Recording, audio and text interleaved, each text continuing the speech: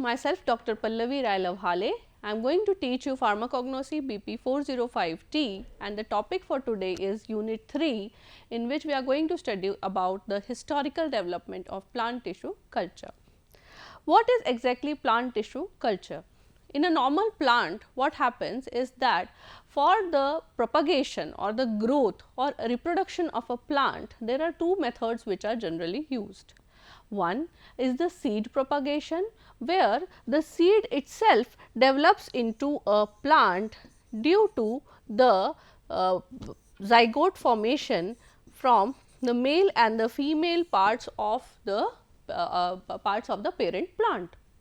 However, the other method is the vegetative propagation. Now, what is vegetative propagation? In vegetative propagation, we generally use the parts like the roots, the corms, the stem, or some other part of the plant which may normally not grow into a new plant. This feature of vegetative propagation is not present in all the plants. However, many of the plants are generally propagated using vegetative propagation.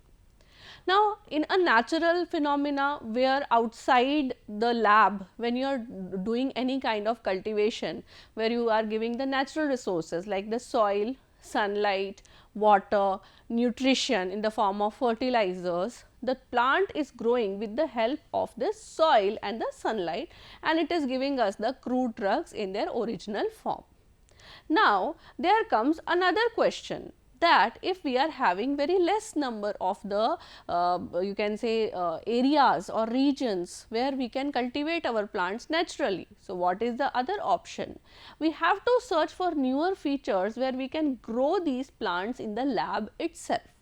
So, here in plant tissue culture, what we are exactly doing is that we take some particular plant tissues from a known plant, where we know that it is having all the required qualities in the sense it is having good medicinal value, it is having good number of secondary metabolites, it is disease resistant, it is giving us a good amount of yield.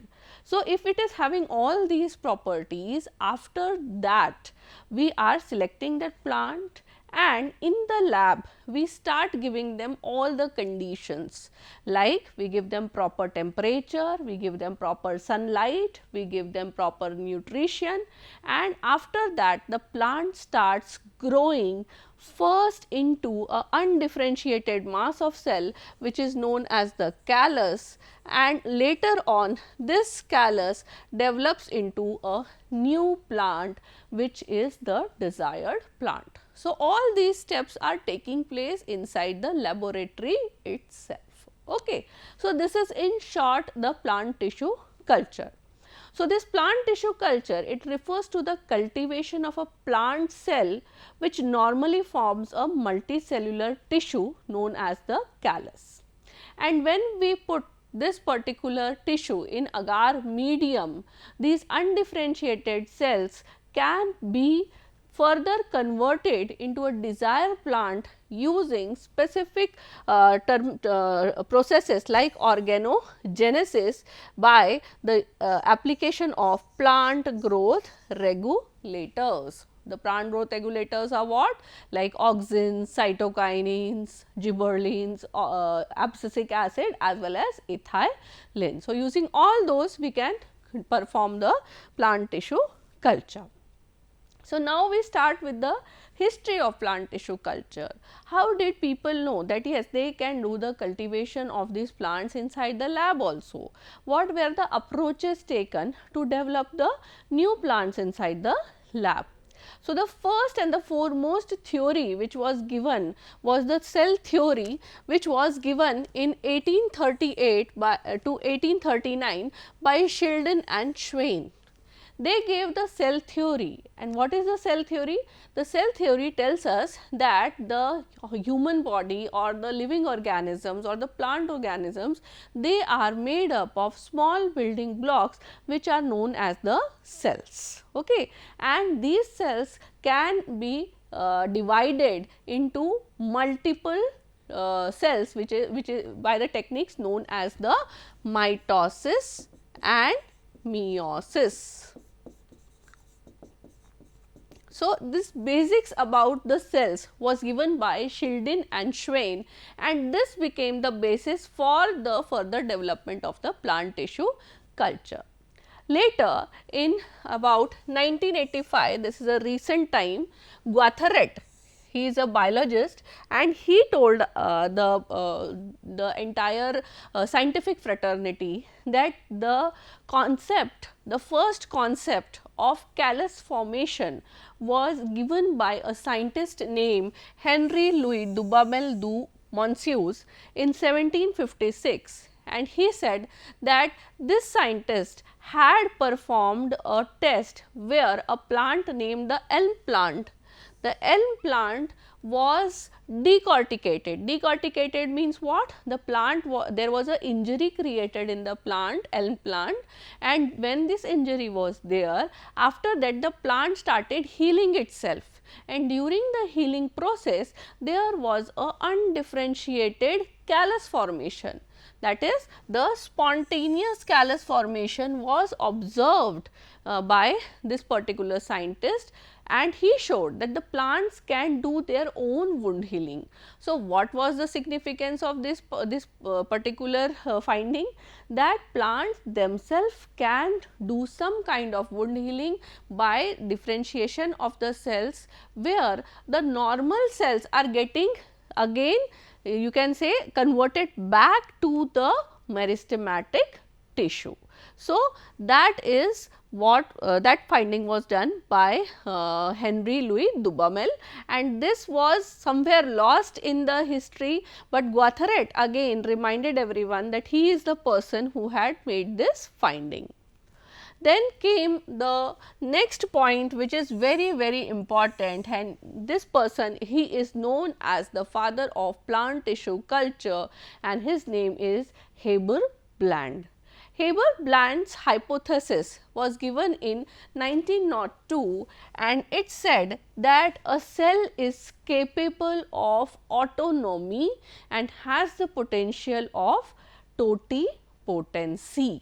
Okay. So, autonomy means a cell can survive individually if we give them all the required nutrients and conditions, like normal temperature of 25 degree centigrade to 37 degree centigrade, and normal nutrients where you have to provide glucose and few other things like the vitamins, minerals, etc., and they can survive autonomously.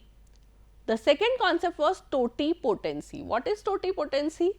So, totipotency, you must have seen in normal plants what happens is that at 3 points, one is the shoot tip, second is the root tip, and third is the lateral meristems. In these regions, there are specialized cells or tissues which keep on growing. You must have seen that a plant does not stop growing at any point. Okay. In springtime specifically, you must have seen that the roots, the shoots of the plant, they keep on producing new leaves, new stems, new branches, right. And the root also, the root does not stop at any point, it keeps on going deep inside the ground to in search of water. In areas like in the desert areas, you will find that the plants are very deep rooted, they are very deep rooted. Why? Because the root tips have traveled to deep inside the ground in search of water. So, how is this root growing or the shoot growing or the leaves growing continuously or the branching taking place continuously? This is because of the meristematic tissue present in this areas. Okay. How is the branching taking place? If we to look at any animal or human being, the shape in which a particular animal or a human being is born, normally it remains the same. There is no any extension or any kind of other growth. Why? Because in humans we do not have the tendency of regeneration of cells to form new organs, right. But in plants they have got the tendency due to the presence of the meristematic tissues. Okay. So, now in this picture you can see the green highlighted regions are those regions where you have the meristematic tissue. And coming back to the topic of totipotency, totipotency is again the genetic potential of a plant cell to produce the entire plant. Okay. So, one cell which is a meristematic tissue, if you take that meristematic tissue, from that tissue itself you can develop a leaf, you can develop a stem, you can develop a root, you can develop a fruit, you can develop seeds and what not. Okay. So, in a plant it is not necessary that the plant will stop de-differentiating into different types of tissues. They can change themselves at any point of time, but you have to provide certain external things like temperature, sunlight as well as nutrition and plant growth regulators. So, this is the concept of totipotency. So, totipotency is the cell's characteristic in which the potential for forming all the cell types in the adult organism is retained. So, a plant can form a new completely new plant on its own. Now, coming back further, after Heberbland, though Heberbland gave us a very good concept and he is considered to be father of plant tissue culture, but unfortunately he tried to cultivate many plants, but every time the experiments used to fail. But his theory and hypothesis helped further, and in 1904 physiologist Hannig, he started doing his research work and he took certain embryonic tissue from his particular plants and then he developed a entire new plant. So, the plant which he took was crucifers. Crucifers are cabbage like cabbage, lettuce, that type of particular plants. He chose those plants and from those plants he started doing the in vitro cultivation. So, here what he did, rather than using any already differentiated tissue, he chose the embryonic tissue. So, embryonic tissue means what? The embryo from which an entire plant develops, right. Now, here you are taking directly the embryo. So, it has got some potential of totipotency itself. It is just like a meristematic tissue. So, it starts dividing and forming a entire plant itself. However, because it was done in vitro means what? Inside the lab. So, it is considered to be a successful technique. Though Heberbland could not develop a plant, Hannig in 1904 developed the crucifer plant successfully and it also matured very nicely. Further, in 1908 Simon regenerated the he regenerated basically many parts. What he did? He developed a bulky callus first of all from a particular plant, and from the callus he started developing buds as well as roots as well as certain stem parts by doing the plant tissue culture. So, Simon could further what he could do, that whatever findings were made by Canning, he used those information. He took a stem segment from a particular plant and then he developed the buds as well as roots from those stem part by first converting it into a callus part.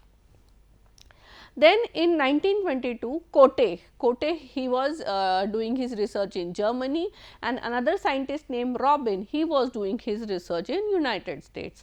They were both working independently. However, simultaneously in the same year they got a new approach towards the plant tissue culture, and what they did, that they started using the root tips or the root buds for the plant tissue culture. This was done independently, both were working on their own, but somewhere they got the same idea that why not to take the root tips of a particular plant and use it for as a meristematic you can say source for cultivation of the newer plants by plant tissue culture. Robin, he was working independently on the maize root culture. He took the maize plant and he did his root culture using that.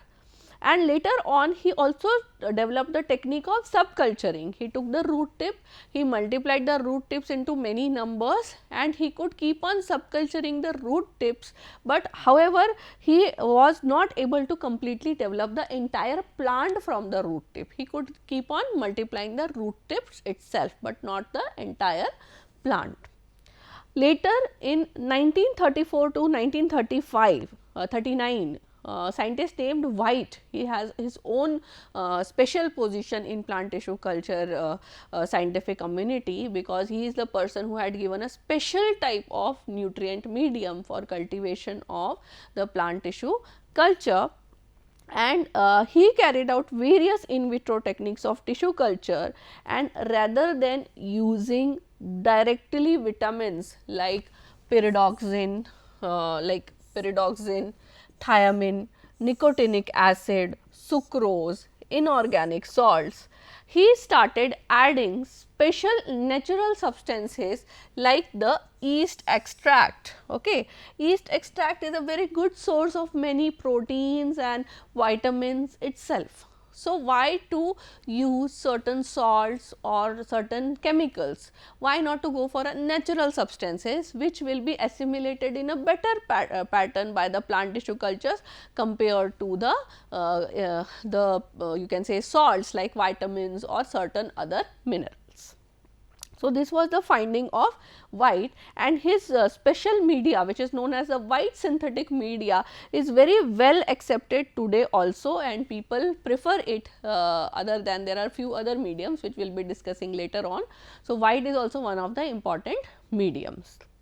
Then comes the next scientist Van Overbeek in 1941. He similarly used the coconut milk which contains the embryo sac fluid of coconut for development of the callus, specifically in the Datura plant. In the Datura plant, he used this coconut milk, and it proved to be a turning point for the embryo culture. So, the Datura embryos were cultured in a medium where the medium was having a rich source of coconut milk. Further, the scientist named Lu in 1945, he got the success and he was the one who developed the shoot tip culture. After Robin and Cote, who developed the root tip culture, Lu was the person who developed the stem tip culture. Muir in 1953, he demonstrated that on transferring the callus tissue of these two plants in liquid medium and on subsequent agitating on shaking machine, it was possible to break down the callus tissue into single cell, which on subculturing in the fresh medium can multiply while remaining in the medium under a constant shaking. So, this was the finding of the suspension culture. So, Muir, he had few samples and he took those samples of callus and he started agitating those callus samples in a beaker on an agitator. On continuous agitation, means shaking, he found that the lump of the cells started breaking and releasing the cells separately. So, what was happening, that the lump of cell, it was broken into individual cells like this, and when you get this suspension form of culture, it becomes easier for subculturing. Subculturing means when you have to maintain the callus for a long period of time, it is required that you keep on subculturing the medium. So, that was possible by doing the suspension culture found by Muir in 1953. Then came Skoog in 1955 along with his co-workers. He isolated adenine derivative from the embryo sac, which is known as kinetin, and kinetin you have already studied in your unit 2 that kinetin is a type of a cytokinin. What is cytokinin? Cytokinin is a plant growth regulator. Okay. So, kinetin was first time found by Skoog in the embryo sac of a plant, and he said that this could be used for the plant tissue culture itself. Skoog and Miller in 1957 proposed the concept of hormonal control of organ formation. So, till now they knew how to do the callus formation, from the callus they could develop the new plants, but how they could change that which part has to be produced in more amount, that was governed by the plant growth regulators, and this was founded by Skoog and Miller in 1957, when they said that using the particular plant growth regulators like auxins and cytokinins, they could change the type of organ which they want to produce. Bergman in 1960, he developed the plating technique for cloning of the plants. At a time you could produce many number of plants. Stewart, he was able to develop the carrot root culture. Morale in 1960, he started the technique of micropropagation, which is a large scale production of plants in the lab itself. Stewart and co-worker later on also were able to develop carrots using the specialized techniques like somatic embryogenesis, where the seed formation does not take place. Then Reinhardt in 1968, he introduced again somatic embryogenesis in a semi-solid medium. Power named scientist, he demonstrated that you could perform the intra and the interspecific fusion using protoplast culture, where protoplast is formed by removal of the cell wall of the plant cell. Carlson succeeded in obtaining the first interspecific somatic hybrid from the protoplast fusion of Nicotiana species. Okay. So, basically protoplast culture came into picture in 1970s, and after that it became like a, you can say it was a game changer, and it started scientists started using protoplast culture only rather than going for the old techniques. In 1981, Wilken he brought new approach for electrical fusion of protoplast. Gamberg and Neubers, they described a number of variations in protoplast fusions. So, you can say that after 1970s, the entire focus was shifted to protoplast culture, protoplast fusion, and further after that there were further changes in the DNA as well as the chromosomal variations. So, gradually from a plant part to a cell to a protoplast to a nucleus, this is the pattern in which the history worked, and gradually people understood that how we could use different scientific theories for development of new plants for the benefit of the humankind, where you could develop more of the secondary metabolites from the primary metabolites. Now, this picture, it is giving us a depiction that how first of all you take a plant material. This is how the plant tissue culture is done. You take the plant material, first of all you have to disinfect it by using bleaching agent as well as sodium hypochlorite solutions, etc. After that you clean it nicely, it has been sterilized already, then it is put into a medium where the callus is formed, and from the callus further we provide different kind of growth regulators, and from that you see that new seedlings or new plantlets start forming, and these plantlets grow into an entire plant. So, this is again the same depiction where we have taken a plant, we took the plant's leaf, we cleaned it nicely, these plants were dispersed in the petri dish and then further cultured into the you can say callus forms. Either the other pattern would have been that from the plant we could have taken certain cells by doing certain processes, by treating them with certain enzymes, separating out the cells, and then those cells were further grown in a medium. Now, when this callus is formed, from the callus specialized cells were taken, they were transferred into a new petri dishes, plantlets were formed, and these plantlets were grown in the lab, and then they were transferred in the nurseries, and from the nurseries they are transferred into the fields. So, this is a short depiction what plant tissue culture is exactly. In the coming lectures, we will be studying in detail regarding the steps involved in plant tissue culture. Thank you very much.